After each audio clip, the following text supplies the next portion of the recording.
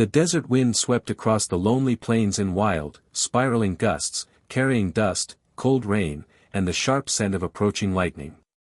The sky above was a bruised shade of purple, thunder cracking like a whip somewhere beyond the jagged horizon. James Calloway urged his horse forward, shoulders hunched against the storm, hat pulled low to shield his eyes from the furious weather. He had ridden back from town with nothing on his mind but reaching his cabin before the downpour hit.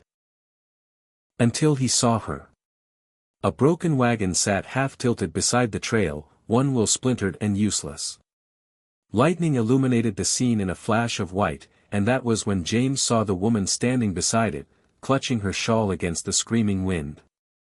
Her dark curls clung to her cheeks, soaked by the first waves of rain, but her posture held steady, almost defiant against the storm. "Ma'am!" James shouted over the wind. "You can't stay out here." She turned toward him, eyes sharp but strangely calm, as though thunder and ruin didn't frighten her. "The wagon wheel's broken," she called back. "I was heading west before the rain caught me." James swung down from his horse, boots splashing in the rising mud.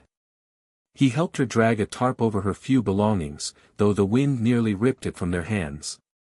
"You'll freeze to death if you stay," he said, a tone of command breaking through his usual quietness.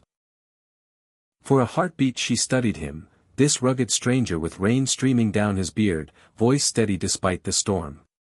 Then she nodded. "I suppose I don't have much choice, do I?" Her name was Clara Reed, a widow heading west to start anew after losing her husband and home to fire. But the storm howled too loudly for her to say much more.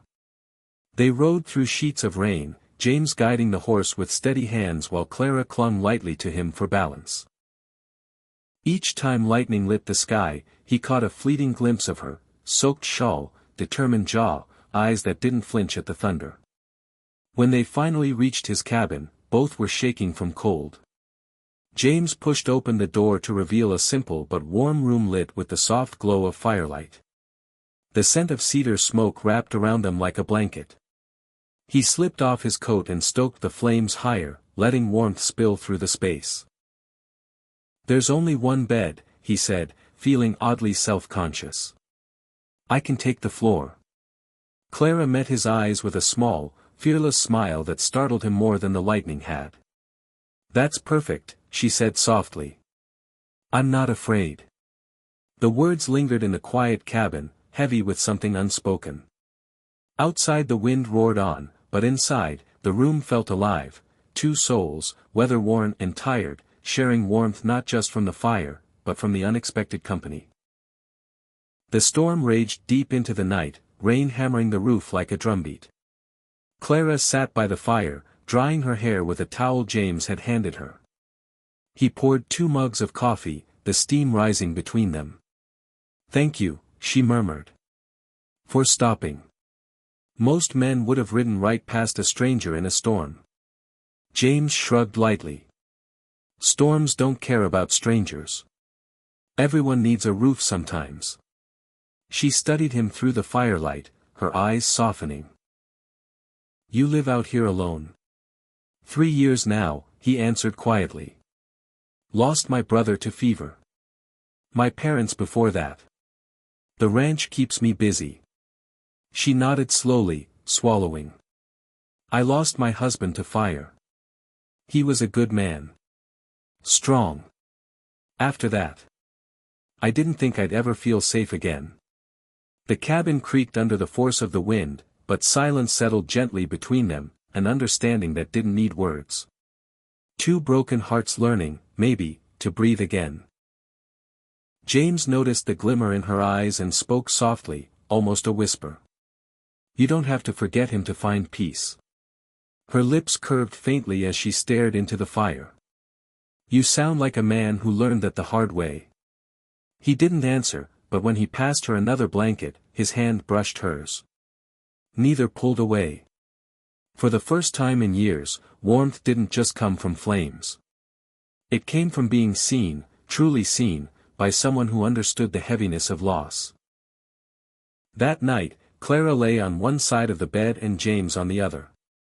The quiet between them was gentle, not awkward, as though fate itself had decided to give them a moment of rest. Before sleep took her, Clara whispered into the darkness. Maybe storms aren't always meant to destroy. Sometimes they just wash the past away. James smiled faintly, eyes closed. Maybe so. Morning brought a world transformed. Sunlight spilled across the plains, glistening on fresh puddles and scrub brush washed clean by the rain. Clara woke to the scent of coffee and the rhythmic sound of chopping outside. She looked through the window and saw James working, shirt damp with sweat despite the cool air, movement steady, strong. Watching him, she felt something she hadn't felt in years. Peace. Over the next days, she settled into the rhythm of the ranch. She cooked meals, fed the horses, swept the porch, and tended the small garden behind the cabin. Her laughter, bright and unexpected, filled corners of the home James hadn't realized were empty. He found himself listening for it. Clara hummed while hanging laundry in the sun, braided her hair with nimble fingers while sitting by the fire, and asked questions about cattle and fences with the quiet curiosity of someone trying to understand the land. And James, who had once spoken only to the wind and his animals, discovered he didn't mind explaining things anymore. One afternoon, as they shared coffee on the porch, James said softly, "You could stay a while. Just until you figure out where you're going next." Clara tilted her head, eyes warm. "And if I said I don't want to leave?" He looked at her, really looked at her, startled but hopeful. "Then I'd say the ranch would be better off for it." Days turned to weeks. Weeks melted into months. Their connection grew gently, like wildflowers blooming after a long winter. She teased him when he grew too quiet. He admired the strength beneath her calm.